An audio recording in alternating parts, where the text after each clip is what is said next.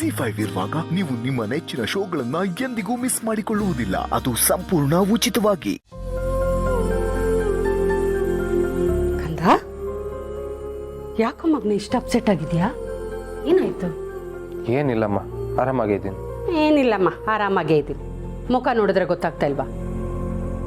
ನಾನು ನಿಮ್ಮಮ್ಮ, ನನಗೆಲ್ಲ ಅರ್ಥ ಆಗುತ್ತೆ. ಏನಾಯ್ತು ಹೇಳು? ಏನು ಗಂಡ ಹೆಂಡತಿ ಜಗಳನಾ? ಯಾಕೋ? ಬರ್ತ್ಡೇ ವಿಷಯಕ್ಕೆ. ಗಿಫ್ಟ್ ತೊಗೊಂಬರ್ತೀನಿ ಅಂದಿರ್ತೀಯ, ಮರ್ತು ಹೋಗಿರ್ತೀಯ ಅಲ್ವಾ? ಇಲ್ಲ ಅಮ್ಮ, ಬರ್ತ್ಡೇ ಅನ್ನೋ ವಿಷಯನೇ ಮರ್ತ್ಬಿಟ್ಟೆ. ಬರ್ತ್ಡೇ ಅನ್ನೋದೇ ಮರ್ತು ಹೋಗ್ಬಿಟ್ಯಾ? ಶೋ ದೇವ್ರೇ. ಆ್ಯಕ್ಚುಲಿ ಪ್ರತಿ ಸರಿ ನಾನೇ ಫಸ್ಟ್ ವಿಶ್ ಮಾಡ್ತಿದ್ದೆ. ಈ ಸರಿ ಕೆಲಸದ ಒತ್ತಡದಲ್ಲಿ ಮರ್ತೋಗ್ಬಿಟ್ಟೆ ಅಷ್ಟೇ. ಬೆಳಿಗ್ಗೆ ಬಾವ ಅಕ್ಕ ಫೋನ್ ಮಾಡ್ದಾಗ ಗೊತ್ತಾಯ್ತು ಇವತ್ತು ಅವಳು ಬರ್ತ್ಡೇ ಅಂತ. ನನ್ನನ್ನು ನೀನು ಮರ್ತೋಗ್ಬಿಟ್ಟಿದ್ಯಾ, ನನ್ನನ್ನು ನೆಗ್ಲೆಕ್ಟ್ ಮಾಡ್ತಿದ್ಯಾ ಅಂತ ಬೇಜಾರು ಮಾಡ್ಕೊಂಡ್ಲು. ಆ್ಯಕ್ಚುಲಿ ನನಗೂ ಬೇಜಾರಾಯಿತು, ಬಟ್ ನಾನು ಏನು ಮಾಡಲಿ? ಎಷ್ಟೇ ಪ್ಯಾಚ್ ವರ್ಕ್ ಮಾಡೋಕ್ಕೆ ನೋಡಿದ್ರೂ ಆಗ್ತಾ ಇಲ್ಲ. ಸಾರಿನ ಎಕ್ಸೆಪ್ಟೇ ಮಾಡ್ತಿಲ್ಲ. ಜೀವ, ಹೆಣ್ಮಕ್ಳು ಈ ವಿಷಯದಲ್ಲಿ ತುಂಬ ಸೂಕ್ಷ್ಮ ಕಣೋ. ನೀನು ಏನು ಬೇಕಾದರೂ ಮಾಡು, ಆದರೆ ಈ ಬರ್ತ್ಡೇ ವೆಡ್ಡಿಂಗ್ ಆ್ಯನಿವರ್ಸರಿನ ಮರ್ತೋಗ್ಬಿಟ್ರೆ ಅದನ್ನು ಕ್ಷಮಿಸೋಕ್ಕಾಗೋದಿಲ್ಲ ಕಣೋ. ಅವಳಿಗೆ ಏನು ಎಕ್ಸ್ಪೆಕ್ಟ್ ಮಾಡ್ತಾಳೆ? ಇವತ್ತೆಲ್ಲ ನೀನು ತಂದ್ಕೊಡೋ ಒಂದು ಗಿಫ್ಟು, ಆಮೇಲೆ ನೀನು ಪ್ರೀತಿಯಿಂದ ಮಾಡೋ ಒಂದು ವಿಶ್ಶು. ಇದನ್ನೂ ಮಾಡಲಿಲ್ಲ ಅಂದರೆ ಹೆಂಗೆ ಕಂದ? ತುಂಬ ದೊಡ್ಡ ತಪ್ಪು ಮಾಡಿದೆ ಜೀವ ನೀನು. ಹಾಂ, ನನಗೂ ಅರ್ಥ ಆಗುತ್ತೆ. ಆದರೆ ಏನು ಮಾಡಲಿ, ನಾನು ಮನುಷ್ಯನೇ ತಾನೆ. ಏನೋ ಸಣ್ಣ ಪುಟ್ಟ ತಪ್ಪುಗಳಾಗುತ್ತೆ, ಅದನ್ನೇ ದೊಡ್ಡದು ಮಾಡಿಕೊಂಡು ಅವಳು ಬೇಜಾರು ಮಾಡ್ಕೊಂಡಿದ್ದಾಳೆ. ನಾನು ಹೇಗೆ ಸಮಾಧಾನ ಮಾಡೋದು ಅಂತಲೇ ಗೊತ್ತಾಗ್ತಾ ಇಲ್ಲ. ಇಲ್ಲ ಜೀವ, ನಮ್ಮಿಂದ ತುಂಬ ದೊಡ್ಡ ತಪ್ಪಾಗಿದೆ. ಅಟ್ಲೀಸ್ಟ್ ನಮಗಾದರೂ ನೆನಪಿದ್ರೆ ನಾವಾದರೂ ಏನಾದರೂ ಮಾಡ್ಬೋದಿತ್ತು. ಸರಿ, ನೀನು ಯೋಚನೆ ಮಾಡಬೇಡ. ನಾನು ಅವಳ ಹತ್ರ ಮಾತಾಡೋಕ್ಕೆ ಟ್ರೈ ಮಾಡ್ತೀನಿ. ಹಾಂ.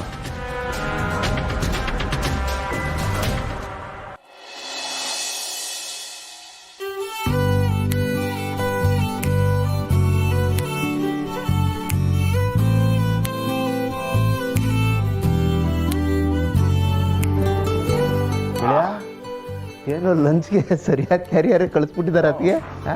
ಇರಿ ನಾನು ನೋಡ್ತೀನಿ ಇರು ಏನೇನು ಕಳಿಸಿದ್ದಾರೆ ಅಂತ.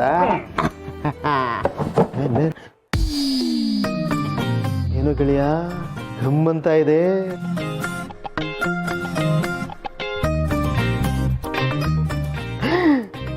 ಚಿಕನ್ ಕಬಾಬ್,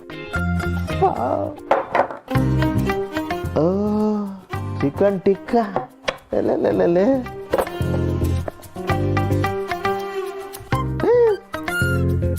chicken fry, pepper chicken, chicken biryani. ಏನೋ ಗೆಳೆಯ ಇದು? ಹೋಟೆಲ್ ಮೆನುನ ಇದೆಯಲ್ಲೋ ಇಲ್ಲಿ, ಆದ್ರೆ ಬರೀ ಚಿಕನ್ನು ಚಿಕನ್ನು ಚಿಕನ್ನು ಚಿಕನ್. ಕೋಳಿ ಫಾರ್ಮ್ನೇ ನೋಡ್ದಂಗೆ ಆಗ್ತಾ ಇದೆ. ನಿನಗೆ ಚಿಕನ್ ಇಷ್ಟ ಅಂತ ಗೊತ್ತು, ಹಂಗನ್ಬಿಟ್ಟು ಬರೀ ಚಿಕನ್ ಮಾಡಿಸಿದ್ಯಲ್ಲೋ. ಇಷ್ಟು ತಿಂದ್ರೆ ಅಷ್ಟೇ ನಿನ್ನ ಕತೆ. ನಾನು ಯಾಕೋ ಇದನ್ನ ಕಳ್ಸಕ್ಕೆ ಹೇಳಿ? ಅವರೇ ಕಳಿಸಿರೋದು. ಏನು ಅವರೇ ಕಳಿಸಿರೋದಾ? ಮತ್ತೆ ಯಾಕೆ ಒಳ್ಳೆ ಹರಕೆ ಹೊತ್ಕೊಂಡವ್ರಂಗೆ ಬರೀ ಚಿಕನ್ನೇ ಕಳಿಸಿದ್ದಾರೆ? ಬೆಳಗ್ಗೆ ಟಿಫನ್ಗೂ ಬರೀ ಚಿಕನ್ ಕಣ. ಟಿಫನ್ಗೆ ಚಿಕನ್? ಅಷ್ಟೇ ಅಲ್ಲ, ಕಾಫಿ ಬದಲು ಕಾಲ್ ಸೂಪ್ ಕೊಟ್ಟಿದ್ರು. ಕಾಫಿ ಬದಲು ಕಾಲ್ ಸೂಪ? ಹಾ, ಎಲ್ಲೋ ಏನೋ ಮಿಸ್ ಹೊಡಿತಾ ಇದೆಯಲ್ಲ. ಇಷ್ಟು ಹೊಡಿತಾ ಇದೆಯಾ?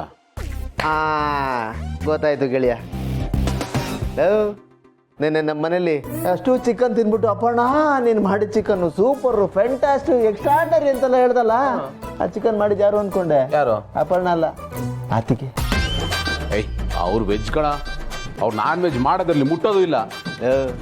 ಅವ್ರು ಮುಟ್ಟಲ್ಲ ತಿನ್ನಲ್ಲ ಇವೆಲ್ಲ ನಮಗೂ ಗೊತ್ತಮ್ಮ. ಆದರೆ ಅದು ಆಗ. ಈಗ ಪ್ರೀತಿ ಉಕ್ಕಿ ಹರಿತಾ ಇದೆಯಲ್ಲೋ, ಆ ಪ್ರೀತಿಗೋಸ್ಕರನೇ ಅಪರ್ಣ ಹತ್ರ ಖುದ್ದಾಗಿ ಕೇಳಿ ತಿಳ್ಕೊಂಡು ನಿನಗೋಸ್ಕರ ಪ್ರೀತಿಯಿಂದ ಮಾಡಿ ಬಡಿಸಿದ್ರು. ನೀನು ಅದನ್ನು ತಿನ್ಬಿಟ್ಟು ರುಚಿ ಯಾಕೋ ಬೇರೆ ಥರ ಇದೆಯಲ್ಲ, ಮಾಮೂಲಿ ಥರ ಇಲ್ಲ ಅಂತ ಡೌಟಿಗೆ ಬೀಳ್ತೀಯ. ಆಮೇಲೆ ಇದನ್ನ ಮಾಡಿದ್ದು ಅತ್ತಿಗೆನೆ ಅಂತ ಕಂಡಿಡಿದ್ಬಿಟ್ಟು ಅದಕ್ಕೆ ನಾವು ಹೊಗಳ್ತೀಯ, ಅಪ್ರಿಷಿಯೇಟ್ ಮಾಡ್ತೀಯ ಅಂತ ಆ ಅಪ್ರಿಸಿಯೇಷನ್ಗೋಸ್ಕರ ಅವ್ರು ಕಾಯ್ತಾ ಇದ್ರು.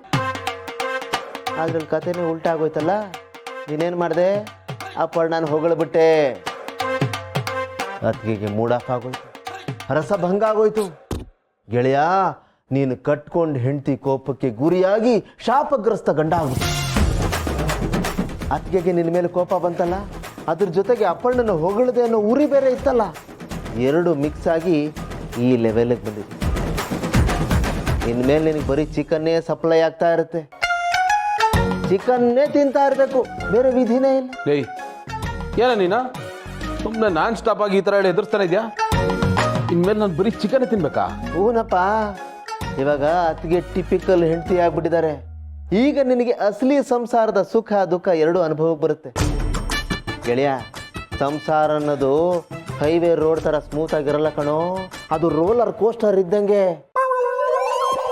ಅದಕ್ಕೆ ನಿನ್ನ ಹಾಕೊಂಡು ಚೆನ್ನಾಗಿ ರುಬ್ತಾರೆ, ರುಬ್ಬಿಸ್ಕೊಳ್ಳೋಕೆ ರೆಡಿಯಾಗಿ. ಲೇ ನಿಜ ಹೇಳೋ, ಹಿಂಗೆಲ್ಲ ಆಗುತ್ತಾ?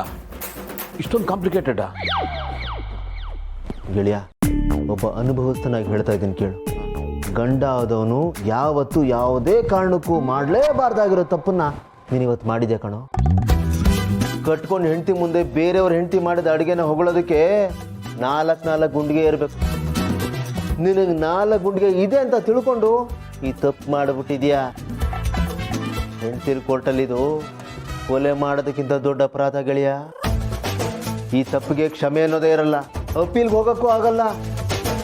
ನೀನು ಮಾಡಿರೋ ಈ ತಪ್ಪಿಗೆ ಜೀವಾವಧಿ ಶಿಕ್ಷೆ ಕಟ್ಟಿಟ್ಟ ಬುತ್ತಿ. ಕೆಲವು ರೇರ್ ಕೇಸ್ಗಳಲ್ಲಿ ಮರಣದಂಡನೆಯೂ ಜಾರಿ ಆಗ್ಬಿಡುತ್ತೆ.